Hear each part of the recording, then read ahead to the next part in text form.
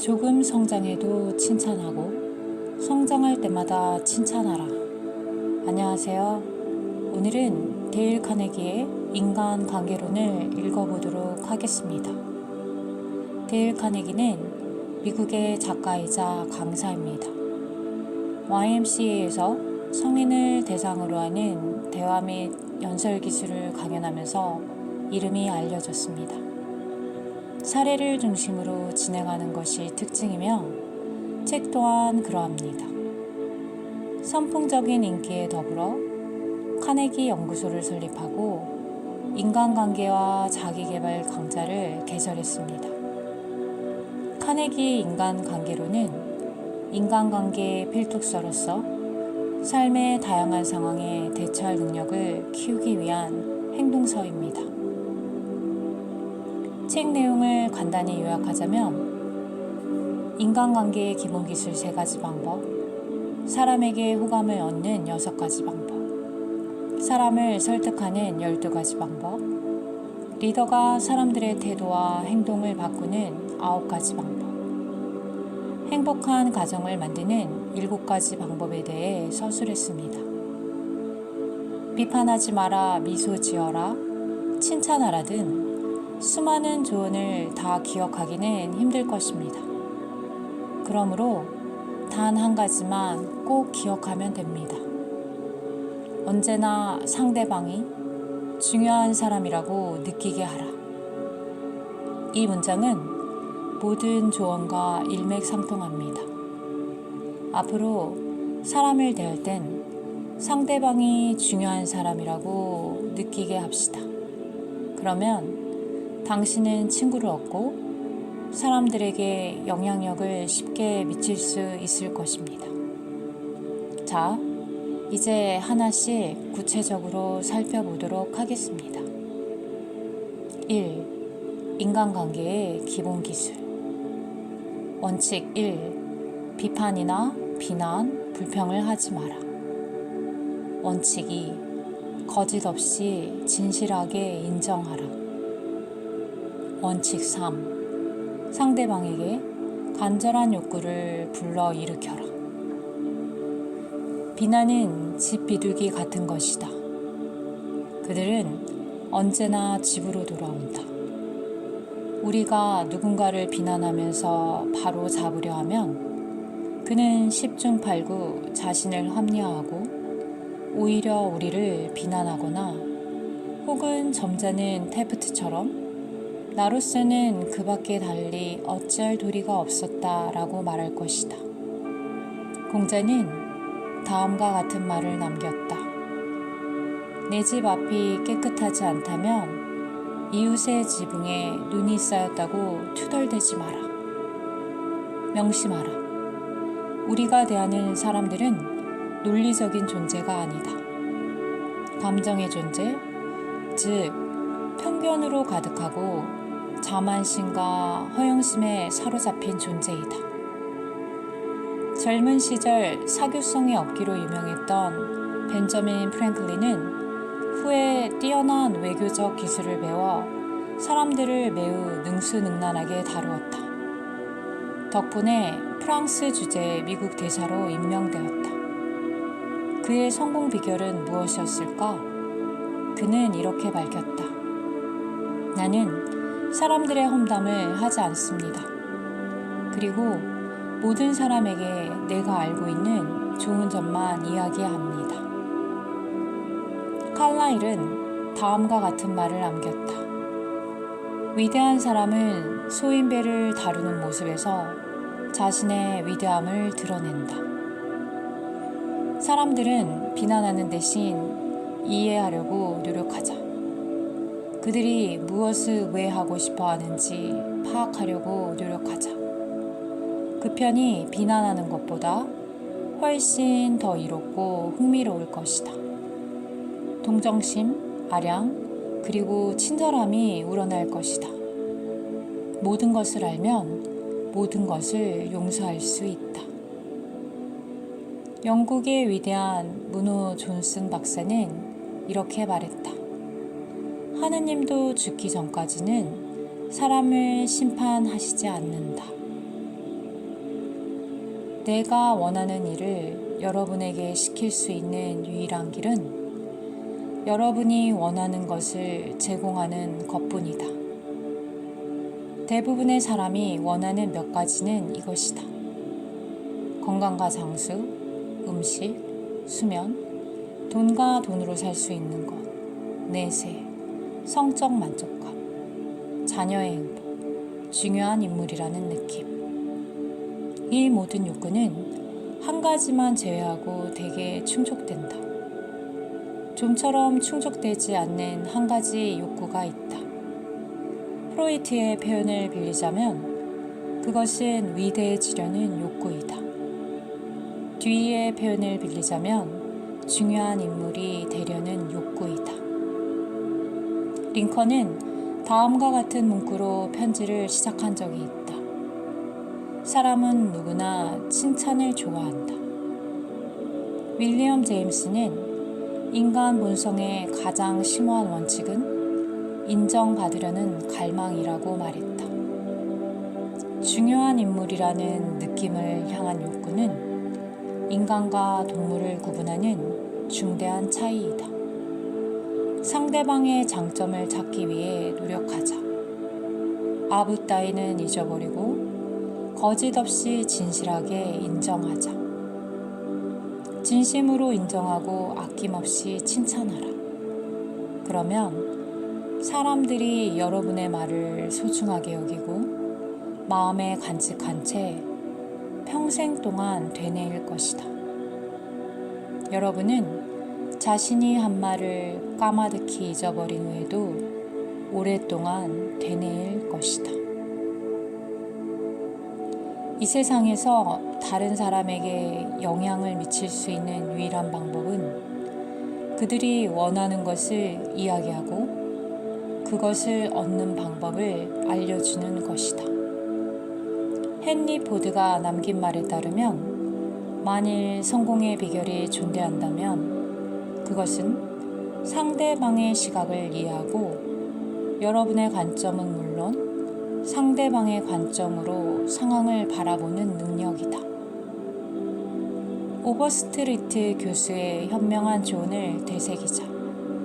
우선 다른 사람에게 간절한 욕구를 불러 일으켜라. 이 일을 할 수 있는 사람은 온 세계를 얻을 것이다. 그렇지 못한 사람은 외로운 길을 걸을 것이다. 2. 사람에게 호감을 얻는 방법. 원칙 1. 다른 사람에게 진심으로 관심을 기울여라. 원칙 2. 미소를 지어라. 원칙 3. 상대방에게는 자신의 이름이 다른 사람의 입에서 나오는 가장 다정하고 중요한 말이라는 점을 명심하라. 원칙 4. 훌륭한 청자가 되어라. 다른 사람이 자신에 대해 이야기하도록 격려하라. 원칙 5. 상대방의 관심사를 이야기하라. 원칙 6. 상대방이 인정받는다고 느끼게 만들어라. 그리고 진심으로 칭찬하라. 친구를 얻고 싶다면 다른 사람을 위해서 최선을 다해야 한다. 그러려면 시간과 에너지, 이타심과 배려심이 필요하다. 황태자 시절 윈저공이 남아메리카 순방을 앞두고 있었다. 그는 남아메리카 주민이 쓰는 언어로 공식적인 대화를 나누기 위해서 순방을 떠나기 몇 달 전부터 스페인어를 공부했다. 덕분에 황태자는 남아메리카 주민의 사랑을 듬뿍 받았다. 아주 오래전, 기원전 100년에 로마의 유명 시인 푸블리우스 시루스는 다음과 같은 말을 남겼다. 우리는 다른 사람들이 우리에게 관심을 기울일 때야 비로소 그들에게 관심을 기울인다. 말보다 행동이 중요하다. 미소를 지으면 나는 당신이 좋습니다. 당신은 나를 행복하게 만듭니다. 당신을 만나서 즐겁습니다. 라는 뜻을 전할 수 있다. 인간을 행복하거나 불행하게 만드는 것은 재산, 신분, 지위, 직업이 아니다. 중요한 것은 사고방식이다. 가령 두 사람이 같은 곳에서 같은 일을 하고 있다고 하자.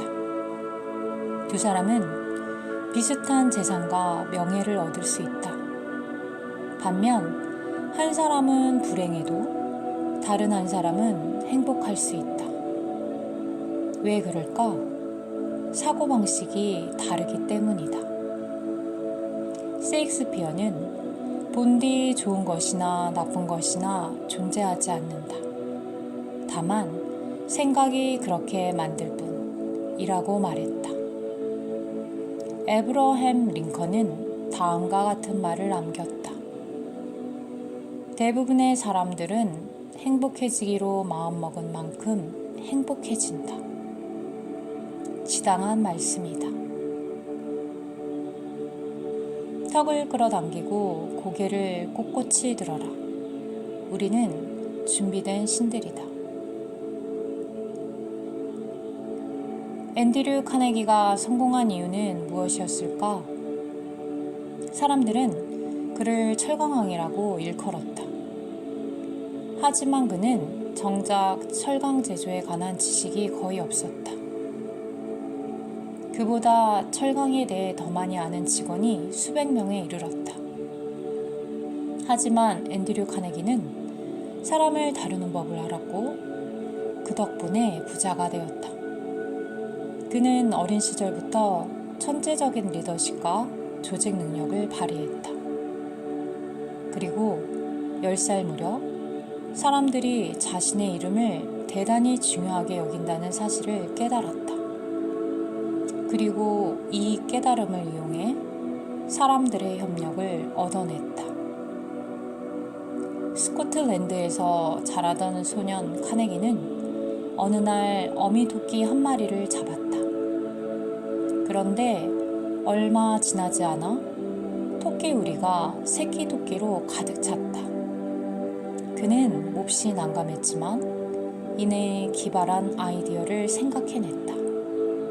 그는 동네 아이들에게 매일 토끼에게 먹일 풀이나 민들레, 클로버를 뜯어오면 새끼 토끼들에게 그들의 이름을 붙여주겠다고 말했다. 그 계획의 효과는 실로 마법 같았다. 카네기는 그 일을 결코 잊지 않았다. 몇 년 뒤 그는 사업에서 똑같은 심리를 이용해 수백만 달러를 벌어들였다. 상대방은 여러분과 여러분의 문제보다는 자신과 자신의 욕구, 그리고 자신의 문제에 100배는 더 관심이 많다. 수백만 명이 목숨을 잃는 중국의 기근보다 자신의 치통이 그에게는 더 중요하다. 아프리카에 수십 차례 지진이 난다 해도 자기 목에 걸린 가시에 더 신경을 쓸 것이다. 앞으로 대화를 시작할 때는 이 사실을 잊지 마라. 언제나 상대방이 스스로 중요한 사람이라고 느끼도록 만들어라. 사람의 마음을 얻는 확실한 방법은 여러분이 그 사람의 작은 세상에서 그 사람이 중요하다라는 사실을 진심으로 인정한다고 은근히 일깨워주는 것이다. 에머슨의 말을 기억하라. 내가 만나는 모든 사람은 어떤 면에서 나보다 우월하다. 그에 대해 내가 배울 수 있기 때문이다. 3. 사람을 설득하는 방법. 원칙 1. 논쟁에서 이길 수 있는 유일한 길은 논쟁을 피하는 것이다. 원칙 2. 상대방의 의견을 존중하라. 상대방의 잘못을 말하지 마라.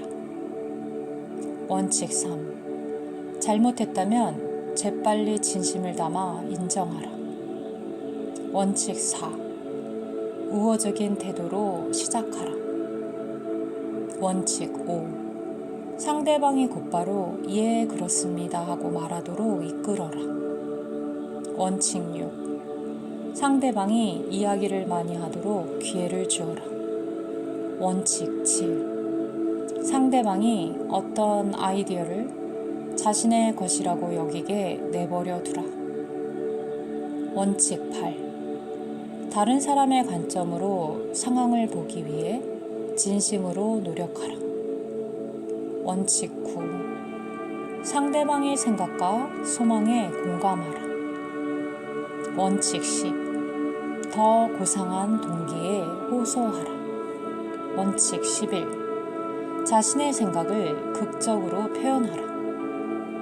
원칙 12. 도전 정신을 불러일으켜라. 나는 어느 날 밤 로스경을 축하하기 위해 열린 한 연회에 참석했다. 저녁 식사를 하는 동안 내 옆에 앉은 한 사람이 다음과 같은 명언을 이용해서 재미있는 이야기를 전해주었다. 인간이 아무리 어설프게 끝낸 일이라도 그 목적을 실현하는 신이 존재한다. 그 재담꾼은 이 명언이 성경에서 인용된 것이라고 밝혔지만 사실 그가 착각한 것이었다. 나는 이미 그 명언을 알고 있었다. 확실히 알고 있는 명언이었다. 추호도 의심할 여지가 없었다. 그래서 나는 주위 사람들에게 인정을 좀 받고 싶기도 하고 우월성을 과시하고 싶은 마음에 그의 실수를 바로잡기 위해 나섰다. 그는 완강하게 부인했다. 뭐라고요? 셰익스피어 작품에서 나온 말이라고요? 그럴 리가 없어요. 터무니없는 소리입니다. 그건 성경에서 인용한 겁니다. 그는 그렇게 믿고 있었다. 그때 그 이야기꾼은 내 오른쪽에 앉아 있었고 내 오랜 친구 프랭크 가몬드가 내 왼편에 앉아 있었다. 가몬드는 수년 동안 셰익스피어를 연구한 사람이었다. 그래서 그 이야기꾼과 나는 그 문제를 가몬드에게 물어보자고 뜻을 모았다. 자초지종을 귀담아 들은 가몬드는 식탁 밑으로 나를 발로 툭 차면서 이렇게 말했다. 데일, 자네가 틀렸네. 이 신사 말씀이 옳아. 그건 성경에 나온 말씀이네. 그날 밤 집으로 돌아오는 길에 나는 가몬드에게 말했다. 프랭크, 그 명언은 셰익스피어 작품에서 인용된 거라는 걸 자네도 알지 않나? 그러자 그는 이렇게 말했다. 물론이지. 햄릿 5막 2장. 하지만 우리는 즐거운 자리에 초대된 손님이라네, 데일. 굳이 그가 틀렸다는 걸 증명할 필요가 있겠나? 그러면 그 사람이 자네를 좋아하겠는가? 그의 체면을 세워주는 게 어때? 그는 자네 의견을 구하지도 않았고 원치도 않았다네. 무엇하러 그 사람과 실랑이를 하는가? 날카로운 대륙은 항상 피해야 한다네. 친구는 이 말로써 내게 평생 잊지 못할 교훈을 전했다. 슬기로운 노년의 벤자민 프랭클린은 이렇게 말했다. 만일 논쟁하고 괴롭히고 반박한다면 이따금 승리를 맛볼 것이다. 하지만 그것은 공허한 승리에 지나지 않을 것이다. 상대방의 선의를 얻지 못하기 때문이다. 석가모니는 증오는 증오가 아니라 사랑으로 막을 수 있다는 말을 남겼다. 그리고 오해는 논쟁이 아니라 재치, 수완, 화해, 그리고 상대방의 관점을 이해하려는 호의적인 소망으로 풀 수 있다. 내가 틀렸을지도 모릅니다. 실제로 자주 틀립니다. 사실을 살펴봅시다. 라는 말에는 마력, 긍정적인 마력이 있다. 하늘 아래, 땅 위에, 혹은 물속에 사는 어떤 사람도 내가 틀렸을지도 모릅니다. 사실을 살펴봅시다. 라고 말하는 여러분에게 이의를 제기하지 않을 것이다. 기원전 2200년 이집트 국왕 악토이는 아들에게 현명한 조언을 남겼는데 이는 오늘날에 절실히 필요한 조언이다. 외교적 수완을 발휘해라. 그러면 원하는 바를 얻을 것이다. 싸움으로는 결코 충분히 얻지 못한다. 하지만 양보하면 기대 이상 많은 것을 얻을 것이다. 꿀 한 방울이 쓸개즙 한 통보다 더 많은 파리를 잡는다는 진리가 담긴 옛 속담이 있다. 사람도 마찬가지다. 여러분의 명분에 동조하도록 누군가를 설득하고 싶다면 우선 여러분이 그의 진정한 친구임을 확신시켜라. 바로 그곳에 그의 마음을 사로잡는 꿀 한 방울이 있다. 그것이 단연코 그의 이성을 일깨우는 가장 확실한 방법이다.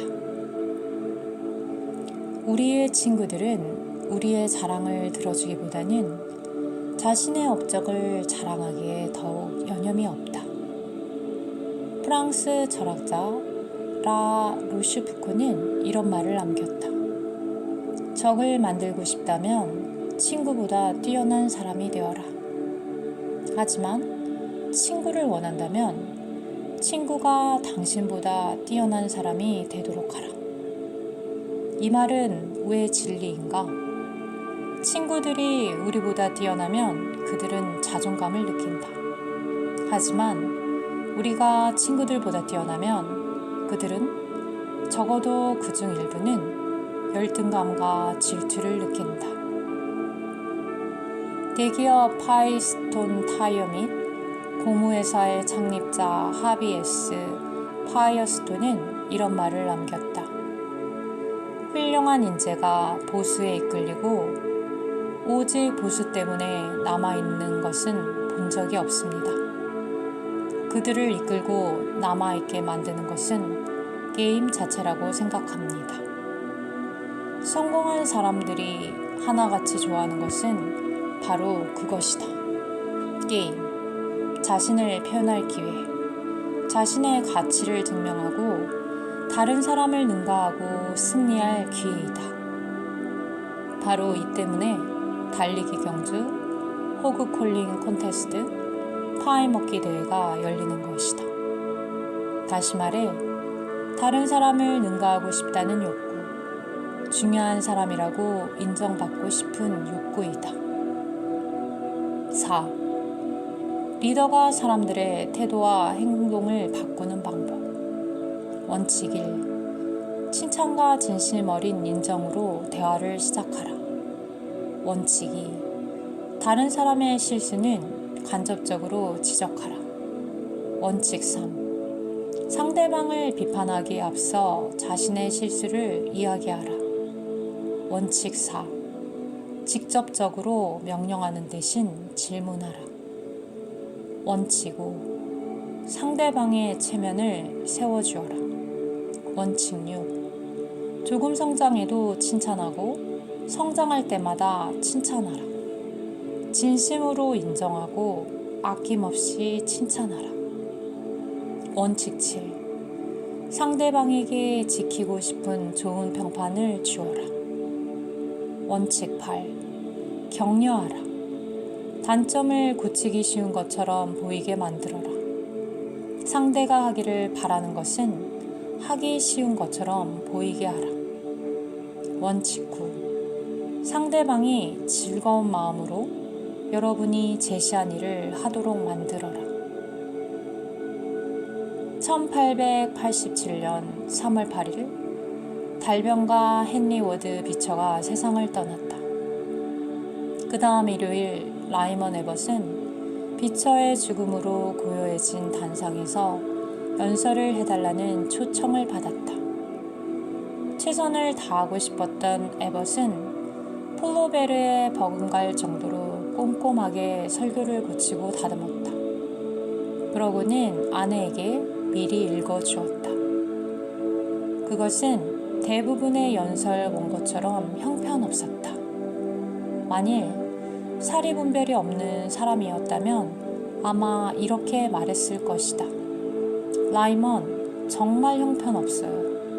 그 원고로는 어림없어요. 아마 모두들 꾸벅꾸벅 졸고 있을걸요? 백과사전 읽는 것 같아요. 수년 동안 설교를 했는데 그것밖에 안 되나요? 도무지 사람이 말하는 것 같지 않아요. 좀 자연스럽게 해봐요.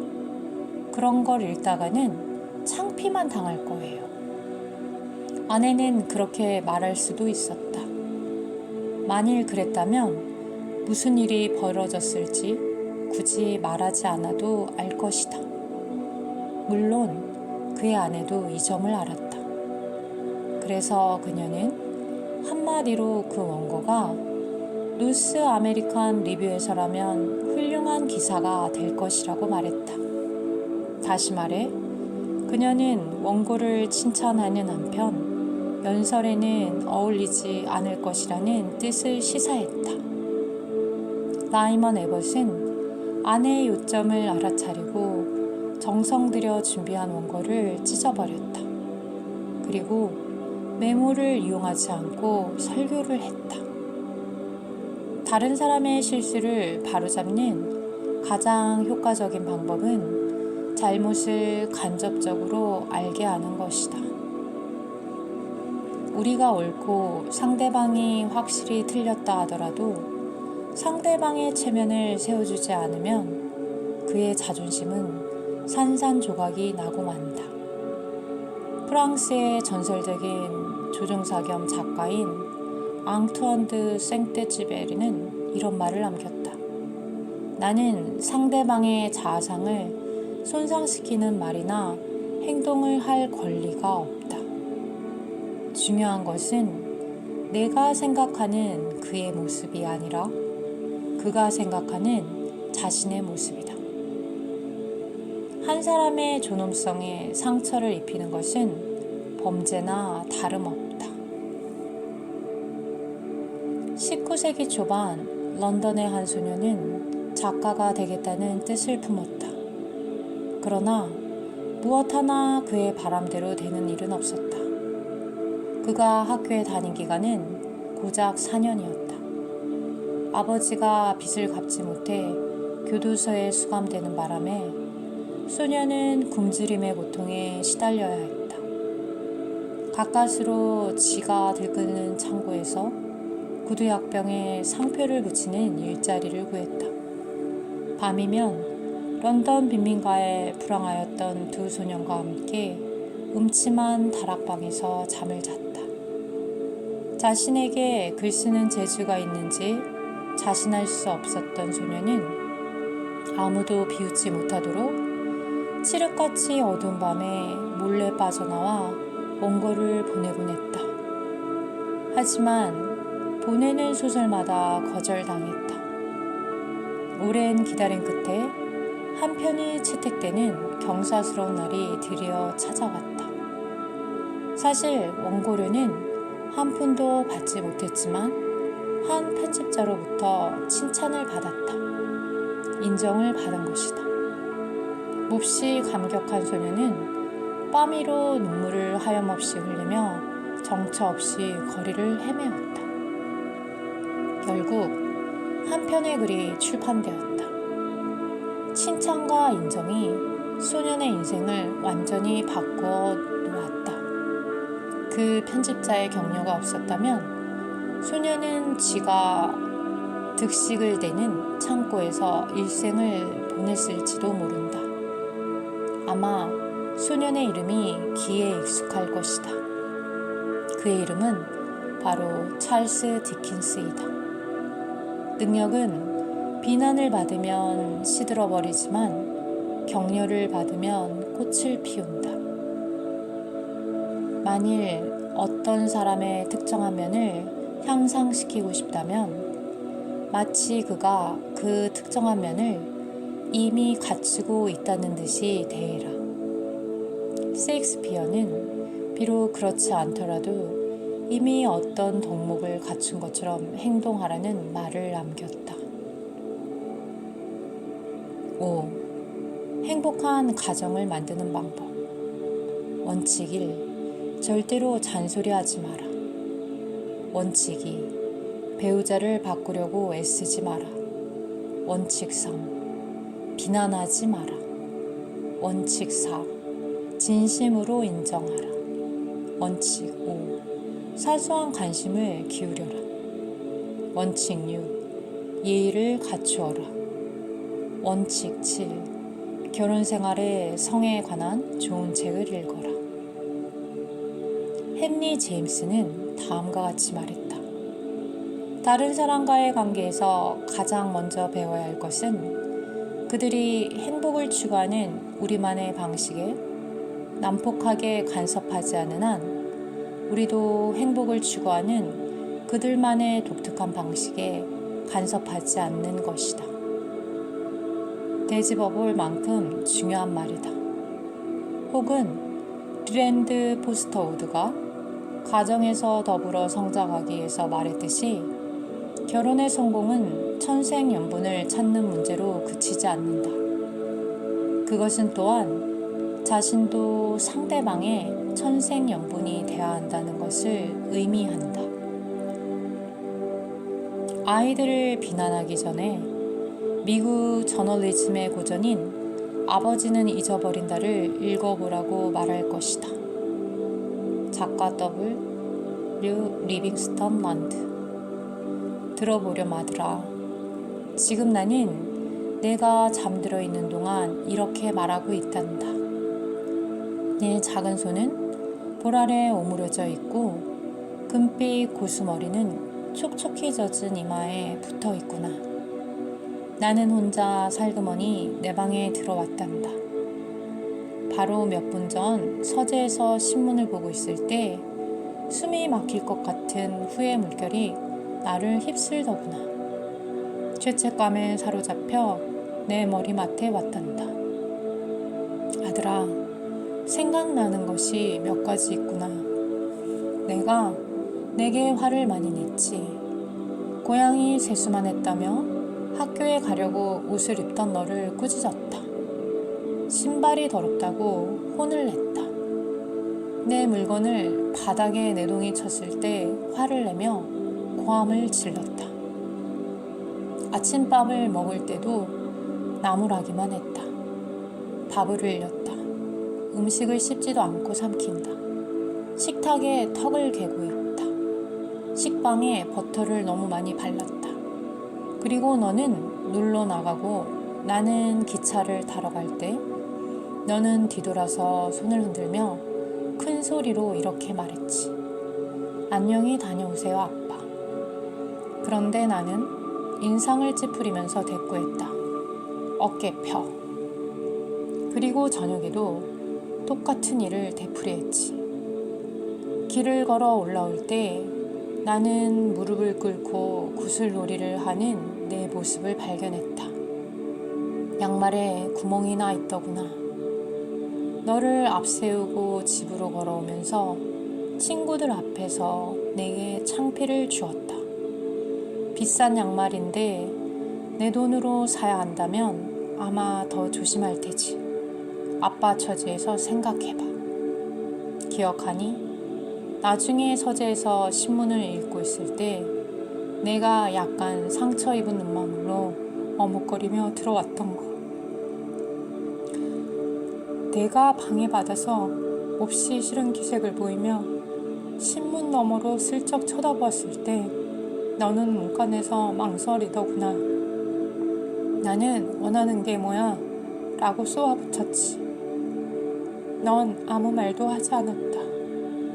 그러다 한나름에 달려와 두 팔로 내 목을 감싸며 뽀뽀를 하고 애정을 담아 꼭 껴안았지. 하느님이 내 마음에 꽃 피어서 아무도 돌보지 않아도 시들지 않는 애정 말이다. 그리고 종종 걸음으로 계단을 올라가 버렸지. 아, 아들아, 신문이 내 손에서 미끄러져 내리고 견디기 어려운 무시무시한 두려움이 나를 덮친 것은 바로 다음 순간이었단다. 어쩌다 이런 습관이 들었을까? 나무라고 꾸짖는 습관. 이것이 그저 어린아이였던 너에 대한 나의 보답이라니. 내가 너를 사랑하지 않아서가 아니란다. 어린 내게 너무 많은 기대를 했기 때문이야. 어른의 기준으로 너를 판단하고 있었구나. 그리고 내 성품에는 선함, 훌륭함, 진실함이 무척 많이 담겨 있단다. 내 작은 마음은 드넓은 언덕 너머 밝아오는 새벽만큼 넓었다. 이건 누가 시키지 않아도 내게 달려들어 잘 자라는 키스를 해주려는 내 마음을 보고 알 수 있었지. 아들아, 오늘 밤은 다른 어떤 것도 중요하지 않단다. 나는 어둠 속에서 내 머리맡에 와서 수치스러운 마음으로 무릎을 꿇고 있다. 이것이 작은 속죄야. 내가 깨어있을 때 내가 이런 말을 한다 해도 이해하지 못할 거라는 것을 알고 있다. 하지만 내일부터 진짜 아빠다운 아빠가 되겠다. 내 친구가 되고 내가 괴로워할 때 함께 괴로워하고 내가 웃을 때 함께 웃으마. 조급한 말이 튀어나오려 하면 이를 악물 거야. 마치 주문처럼 이렇게 계속 중얼거릴 거야. 아직 아이일 뿐이다. 어린 아이일 뿐이다. 안타깝게도 나는 너를 어른으로 그려왔다. 그런데 이제 침대에 웅크린 지친 내 모습을 보니 아들아, 너는 아직도 아기였구나. 어제까지도 엄마 어깨에 머리를 개고 엄마 품에 안겨 있었는데 내가 내게 너무 많은 것을 요구했구나.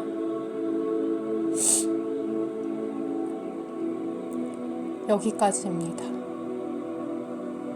도로시 딕스의 말을 인용하면 우리에게 언짢고 모욕적이며 가슴 아픈 말을 하는 유일한 사람들은 우리 집안에 있는 사람들이다 라고 했습니다. 가장 먼저 사랑하는 가족에게 오늘 읽은 데일 카네기의 인간 관계론을 실천해 보는 것은 어떨까요?